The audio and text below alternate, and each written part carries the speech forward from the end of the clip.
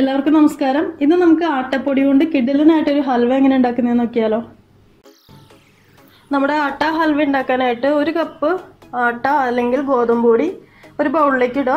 ഇത് നമുക്ക് ചപ്പാത്തിയുടെ മാവിന് അനുസരിച്ചിട്ട് അതേ ഒരു പരുവത്തിൽ കുഴച്ചെടുക്കണം. ആവശ്യത്തിന് വെള്ളം ഒഴിച്ചിട്ട് കുഴച്ചെടുക്കുക.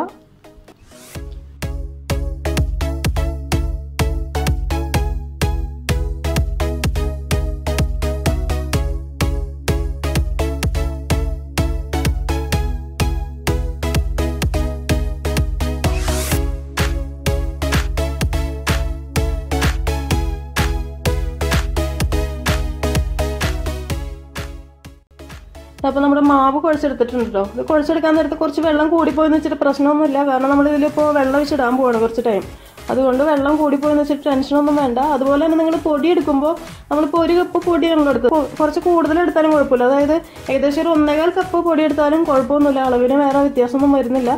അപ്പോൾ മാവ് കുഴച്ചതിന് ശേഷം നമുക്കിതിലേക്ക് 3 കപ്പ് വെള്ളം ഒഴിച്ച് കൊടുക്കാം. 4 കപ്പ് വെള്ളമായാലും കുഴപ്പമൊന്നുമില്ല. ഞാനിപ്പോൾ 3 കപ്പ് എടുത്തിട്ടുള്ളൂ. ഇതുപോലെ കുഴിയുള്ളൊരു പാത്രത്തിൽ കുഴച്ചെടുക്കുക കേട്ടോ. അപ്പോഴാണ് ശരിക്കും ഡോ നന്നായിട്ട് മുങ്ങി കിടക്കുള്ളൂ. ഇനി ഇത് അടച്ചു വെച്ചിട്ട് 1-2 മണിക്കൂർ ഒന്ന് റെസ്റ്റ് ചെയ്യാൻ വെക്കുക. സമയം ഉണ്ടെങ്കിൽ നിങ്ങൾ 2 മണിക്കൂർ തന്നെ വെക്കുക. അതല്ലെങ്കിൽ 1 മണിക്കൂറെങ്കിലും കുറഞ്ഞത് വെക്കണം കേട്ടോ. അപ്പോൾ നമ്മൾ മാവ് ഇതുപോലെ വെള്ളത്തിൽ കുതിർത്താനായിട്ട് ഇട്ടിട്ട് ഏകദേശം 2 മണിക്കൂറൊക്കെ കഴിഞ്ഞു. ഇനി നമുക്ക് നന്നായിട്ടൊന്ന് കുഴച്ചെടുക്കണം. അതായത് ഒന്നുകൂടെ ഒന്ന് വെള്ളത്തിൽ നന്നായിട്ടൊന്ന് മിക്സ് ചെയ്തെടുക്കണം.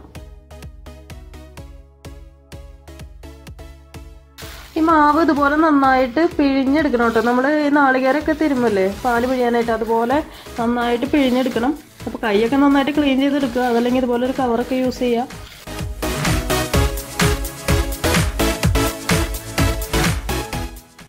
അപ്പോൾ നമ്മളിത് നന്നായിട്ട് പിഴിഞ്ഞെടുത്തിട്ട് ലാസ്റ്റ് ഇതുപോലെ കിട്ടിയിട്ടുണ്ട്. ഇതൊരു പാത്രത്തിലേക്ക് മാറ്റി വയ്ക്കുക. അതിനുശേഷം ഇതിപ്പോൾ ഒരു അരിപ്പ് വെച്ചിട്ട് ഇതൊന്ന് അരിച്ചെടുക്കുക. അതിനുശേഷം നമ്മൾ ഈ മാറ്റി വെച്ചിരിക്കുന്ന മാവുണ്ടല്ലോ, ഇതിലേക്ക് 1 കപ്പ് വെള്ളം കൂടെ വെച്ചിട്ട് നന്നായിട്ട് ഒന്നുകൂടെ ഒന്ന് പിഴിഞ്ഞെടുക്കുക.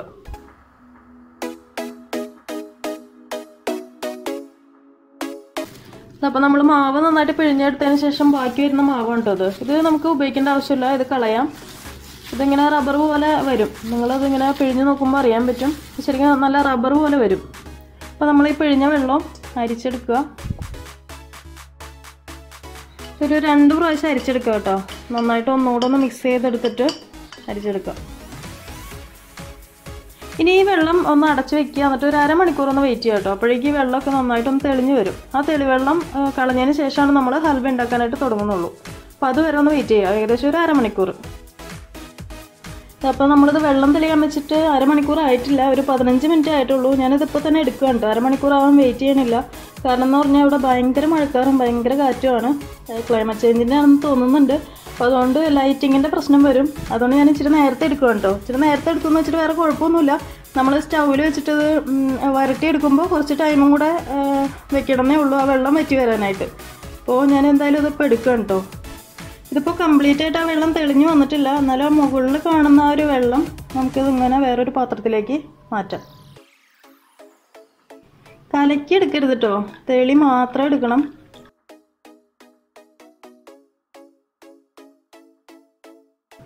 അപ്പോൾ നമ്മൾ തെളിവെള്ളമൊക്കെ മാറ്റിയിട്ടുണ്ട്. ഇത്രയും ബൗളിൽ, ഈ ഒരു ബൗളിൽ ഫുള്ള് കിട്ടിയിട്ടുണ്ട് ഉണ്ടോ. ഇതാണ് നമ്മൾ ഇപ്പോൾ ഹൽവ ഉണ്ടാക്കാൻ പോകുന്ന മാവ്. ഇതാണ് കേട്ടോ. ഇനി ഇതിലേക്ക് നമുക്ക് കുറച്ച് ശർക്കരപ്പാനി ചേർത്ത് കൊടുക്കണം. ശർക്കരപ്പാനി എന്ന് പറയുമ്പോൾ ഇതിലേക്ക് നമ്മൾ എടുക്കുന്ന ശർക്കര നല്ല കറുത്ത ശർക്കര നോക്കി എടുക്കുക കേട്ടോ. അപ്പോഴാണ് നമ്മുടെ ഹൽവ നല്ല കറുത്തിരിക്കുള്ളൂ. അല്ലെങ്കിൽ ഇച്ചിരി ലൈറ്റ് കളറായി പോവും, നല്ല ഡാർക്കായിട്ട് വരില്ല. അപ്പോൾ ഞാനിപ്പോൾ എടുത്തിരിക്കുന്ന ശർക്കര എന്ന് പറഞ്ഞാൽ 400 ഗ്രാം ശർക്കര എടുത്തിട്ടുണ്ട്. ഇത് ഒരു 1/2 കപ്പിനടുത്ത് വെള്ളം ഒഴിച്ചിട്ട് നന്നായിട്ടൊന്ന് മെൽറ്റ് ചെയ്തിട്ട് അരിച്ചെടുക്കുക. ഇതിലിപ്പോൾ 400 ഗ്രാം ശർക്കര എന്ന് പറയുമ്പോൾ ഇതിപ്പോൾ നല്ല അത്യാവശ്യം മധുരം ഉണ്ട്. ഇനിയിപ്പോൾ അധികം മധുരം അങ്ങോട്ട് വേണ്ട, ഒരു മീഡിയം മധുരം മതി എന്നുള്ളവർക്ക് ഒരു 350 ഗ്രാം ശർക്കര ചേർത്ത് കൊടുത്താൽ മതിയാവും കേട്ടോ.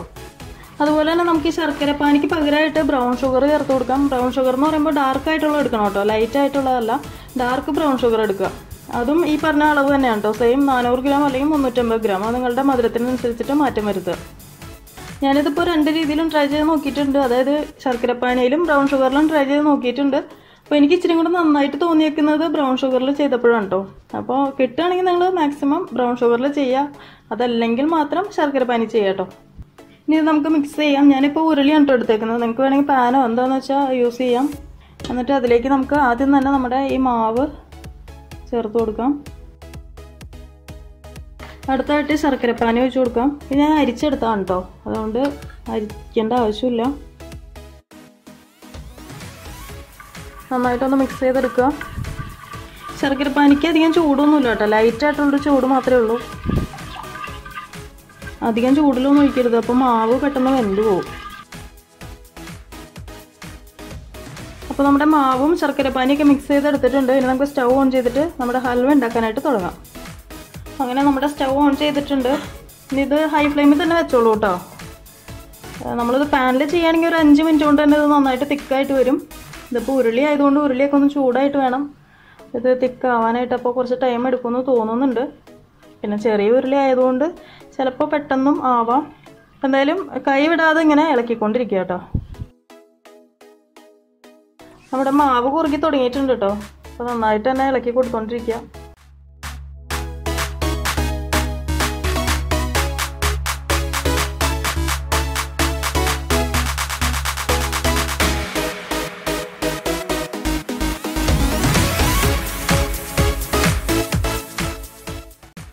അങ്ങനെ നമ്മുടെ മാവ് നന്നായിട്ട് കുറുകിയിട്ടുണ്ട്. അതായത് ആ വെള്ളമൊക്കെ ഒന്ന് വറ്റിയിട്ടുണ്ട്.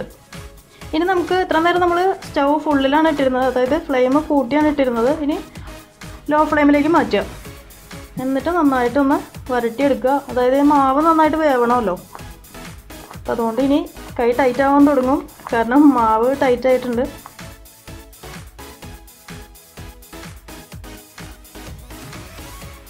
ഇനി ഇതിലേക്ക് നമുക്ക് കുറച്ച് നെയ്യ് അല്ലെങ്കിൽ ബട്ടർ ഇട്ട് കൊടുക്കാം. ഞാനിപ്പോൾ ബട്ടറാണ് ഇടാൻ പോകുന്നത്. അപ്പോൾ ബട്ടർ ആയാലും നെയ്യായാലും പിശുക്കൊന്നും വേണ്ട, കാരണം ഇത് ഹൽവയാണ്. അപ്പോൾ ഹൽവയിൽ കുറച്ച് നെയ്യൊക്കെ വേണം. ഞങ്ങൾക്കറിയാമല്ലോ, ഇപ്പോൾ ഒരു പീസ് ഹൽവ എടുത്തു കഴിഞ്ഞാൽ നമ്മുടെ കയ്യിൽ എന്തോരം നെയ്യ് പിടിക്കുമെന്ന് നമുക്ക് അറിയാൻ പറ്റുമല്ലോ. നെയ്യ് ചേർത്ത് കൊടുക്കുമ്പോൾ എല്ലാം കൂടെ ഒരുമിച്ച് ചേർത്ത് കൊടുക്കണ്ട കേട്ടോ. ഓരോ സ്റ്റേജ് ആവുന്നതിനനുസരിച്ചിട്ട് ചേർത്ത് കൊടുത്താൽ മതി. ഇനി ഇത് കുറച്ച് ടൈം ഒന്നുകൂടെ ഒന്ന് മിക്സ് ചെയ്ത് കൊടുക്കുക. അതിനുശേഷം പിന്നെയും നെയ്യ് ചേർത്ത് കൊടുക്കുക.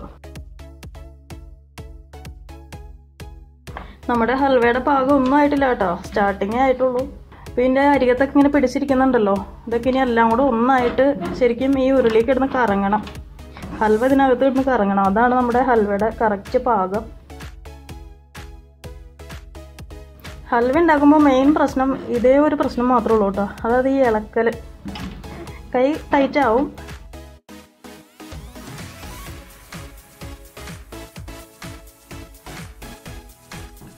പാനിൽ ചെയ്യുകയാണെങ്കിൽ ഇത്രയും പാടില്ല കേട്ടോ. അതായത് നമ്മുടെ കൈ അധികം ഒന്നും ടൈറ്റ് ആവില്ല, അതായത് വേദന എടുക്കില്ല. ഇതിപ്പോൾ ഉരുളി ആയതുകൊണ്ടാണെന്ന് തോന്നുന്നുണ്ട്. ഞാൻ പാനിലാണ് ചെയ്യാറ്, ഉരുളിയിൽ ഇപ്പോൾ ആദ്യമായിട്ടാണ് ചെയ്യുന്നത്. കൈ സമ്മതിക്കണില്ല. അപ്പോൾ നിങ്ങൾ നോട്ട് ചെയ്യേണ്ട ഒരു കാര്യം എന്ന് പറഞ്ഞാൽ, ഉരുളിയിൽ ചെയ്യുകയാണെങ്കിൽ ആരെങ്കിലും കൂടെ ഒന്ന് നിർത്തിയാൽ ഉപകാരമായിരിക്കും. കാരണം കൈ വേദന എടുത്തിട്ട് പിന്നെ പറ്റില്ല. അപ്പോൾ മാറി മാറി ചെയ്യാമല്ലോ. പാനിലാണെങ്കിൽ കുഴപ്പമൊന്നുമില്ല, നമുക്ക് ഒറ്റയ്ക്ക് മാനേജ് ചെയ്യാവുന്നുള്ളൂ.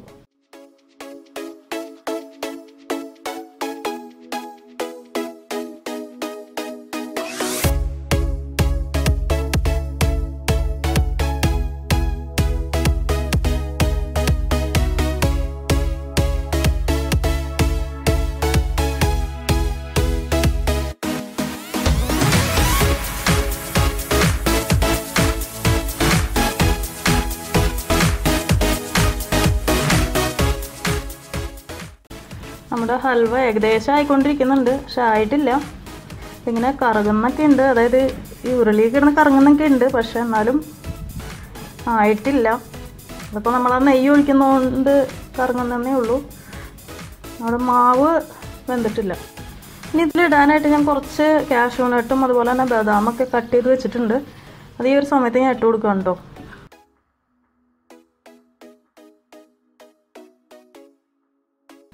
അതുപോലെ ഒരു 3/4 ടീസ്പൂണോളം ഏലക്ക പൊടിച്ചതും കൂടെ ചേർക്കും കേട്ടോ. ഇത്രയും ഏലക്ക പൊടിച്ചത് ചേർത്തു എന്ന് വെച്ചിട്ട് കുഴപ്പമൊന്നുമില്ല, സ്മെല്ലൊന്നും കൂടുതലായിട്ട് നിൽക്കില്ല.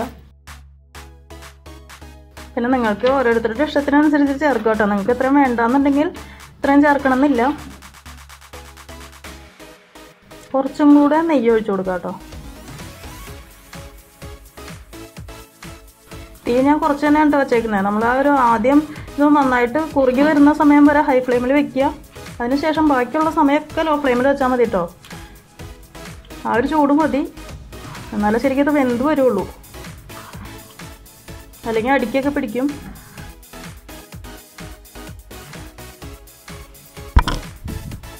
ഇതിലിപ്പോൾ അത്യാവശ്യം ബട്ടർ ഞാൻ ചേർത്തിട്ടുണ്ട് കേട്ടോ. അപ്പോൾ നിങ്ങൾ ബട്ടർ ചേർത്താലും നെയ്യ് ചേർത്താലും കുറച്ച് ചേർക്കണം കേട്ടോ. ഇതിലൊന്ന് പിശുക്ക് കാണിക്കരുത്. ശരിക്കും നമ്മുടെ ഈ ഹൽവയിൽ നിന്ന് ആ എണ്ണ അതല്ലെങ്കിൽ നെയ്യ് ഇറങ്ങി വരണം. അതേ ലെവലിൽ തന്നെ നെയ്യ് ചേർത്ത് കൊടുക്കുക.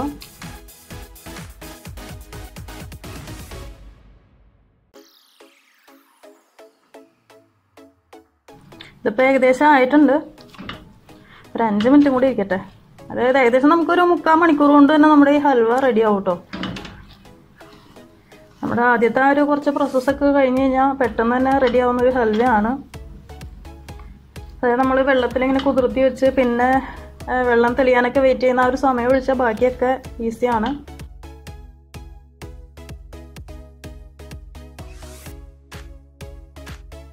കുറച്ച് എള്ളും കൂടെ ചേർക്കുന്നുണ്ട് കേട്ടോ, ഒരു ഭംഗിക്ക്. നിർബന്ധമൊന്നുമില്ല.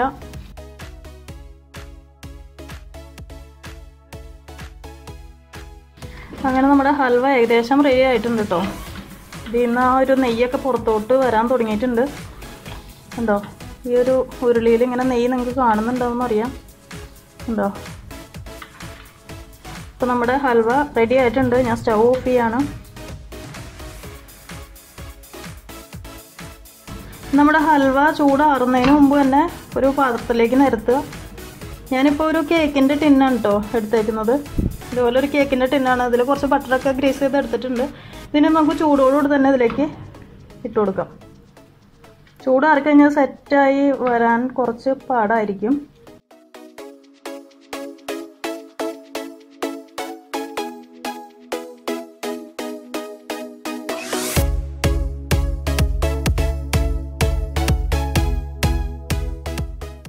അപ്പോൾ നമ്മുടെ ഹൽവ സെറ്റ് ചെയ്യാനായിട്ട് വെച്ചിട്ടുണ്ട്. ഇനി നന്നായിട്ടൊന്ന് ചൂടാറിയതിന് ശേഷം കട്ട് ചെയ്തെടുക്കാം. അപ്പോൾ നമ്മുടെ ഹൽവ നന്നായിട്ട് തണുത്ത് വന്നിട്ടുണ്ട്. നമുക്ക് ഇനി ഒരു പ്ലേറ്റിലേക്ക് മാറ്റിയിട്ട് കട്ട് ചെയ്തെടുക്കാം.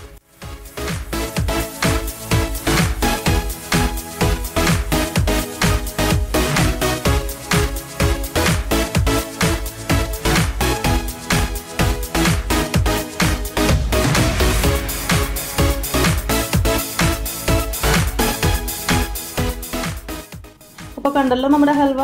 ട്രൈ ചെയ്ത് നോക്കുക, ഫീഡ്ബാക്ക് അറിയിക്കുക, ലൈക്ക് ചെയ്യുക, ഷെയർ ചെയ്യുക. അപ്പോൾ അടുത്ത ദിവസം കാണാം. Thanks for watching tasty spot.